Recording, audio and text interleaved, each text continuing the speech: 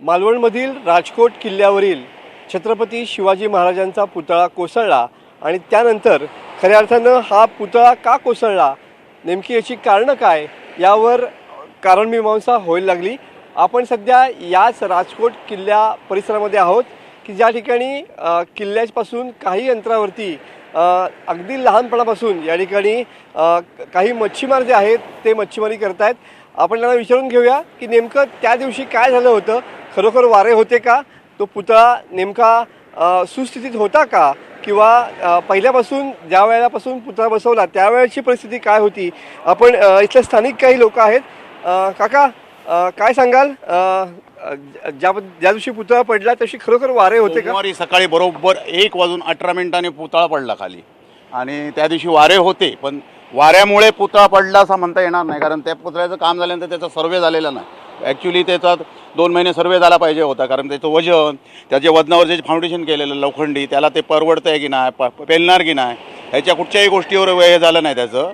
आणि त्याच्यामुळे काय झालं, त्याच्यावर लक्ष नसल्यामुळे तो थोडा कुठेतरी असा हलत होता असणार, कारण कमकुवत झालेलं त्याचं वेल्डिंग महत्त्वाचं म्हणजे पायाचं वेल्डिंग होतं ते कमकुवत झालं आहे, पडलं आहे तो। मीच माझ्या ताडपत्री घालून 40,000च्या ताडपत्र्या माझ्या आहेत, ते मी घालून ते ढाकून दिलं आहे सगळं।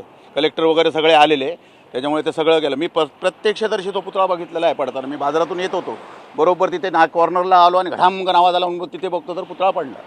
त्याच्यानंतर मी घरी गेलो, ताबडतोब पाऊस लागत होता थोडा आणि वारा आलेला, घरी गेलो आणि कोले साहेबांना फोन लावला आमच्या पोलीस स्टेशनला की असं झालं की पुतळा तो खाली पडला म्हणून शिवाजी महाराजांना। कोले साहेब न कुठे एक क्षण हे करता ताबडतोब गाडी घेऊन ताबडतोब आले आणि त्यांनी सगळे सर्वे केली, बघितली। पुतळ्याला आम्ही ताडपत्र्या वगैरे, आमच्या बोटींच्या ताडपत्र्या आहेत, त्या नेऊन पुतळा व्यवस्थित झाकून वगैरे स्थानिक लोक सगळे एकत्र झाले आणि झाकून वगैरे ठेवले। त्याच्यानंतर सगळे अधिकारी लोक आले, ते बघितलं आणि सगळं हे केलं त्यांच्या। पहिल्यापासून पुतळा खराब झाला होता? काही नाही काही म्हणजे असं पडणार वगैरे हे म्हणजे स्वप्नात सुद्धा नव्हतं, पण दुर्दैव म्हणायचं आमचं। त्या दिवशी वारे वाहत होते, पुढे पडझड कुठे अशी झाली होती वाऱ्यामुळे? काय हो झाली वारा भयंकर तसा गेला, 60 होता वारा। 50 किलोमीटरने गेला। हो 40-45 होता, बरोबर आहे। पण त्या वाऱ्यामुळे इतर मालवणमध्ये कुठे झाडं पडली किंवा असं काय झालं होतं का? नाही बाकी काय नाही असं पडलं। तुमचा काय कयास असेल, काय नेमकं या सगळ्या? नाही, त्याचं त्या फाउंडेशनचं जे उभं केलेलं फाउंडेशन होतं खालचं, त्याचं वेल्डिंग वगैरे, ते कुठेतरी पुतळा बसवल्यापासून कुठेतरी थोडा तरी असं म्हणजे हे होत होता, हलवत होता आणि ते हलवून ते नंतर निमताला एक हे झालं आणि ते एकदम कोसळला आहे तो, कारण वेल्डिंग आतलं सगळं तुटलेलं। आम्ही ज्यावेळी तिथे धावत गेलो नंतर आलोनी ते बघितलं तर सगळं वेल्डिंग वगैरे जे लोखंडाला गेलेलं होतं, पुतळा उभा केलेला होता, तिथलं लोखंड वगैरे सगळं पडलेलं, तुटून पडलेलं। पुतळा पडला, काय झालाय, अपघात झाला किंवा आपल्या घरातला सदस्य पडल्यासारखा झालाय। तिथे सदस्य आहे आमचा, तो स्वराज्याची स्थापना करणारा माणूस, तो असा पडतोय म्हटल्यानंतर खूप दुर्दैवी आहे आमचं हे। त्यामुळे ते राजकारण करण्यापेक्षा तो पुन्हा कसा उभा होऊन पुन्हा कसं सुरळीत चालू होईल हेच बघावं सगळ्यांनी, बाकी त्याच्या मागे कुठचाही राजकीय दोष आणू नये। नक्कीच ही बोलकी प्रतिक्रिया या ठिकाणी या मच्छीमार काकांची पाहायला मिळते आहे।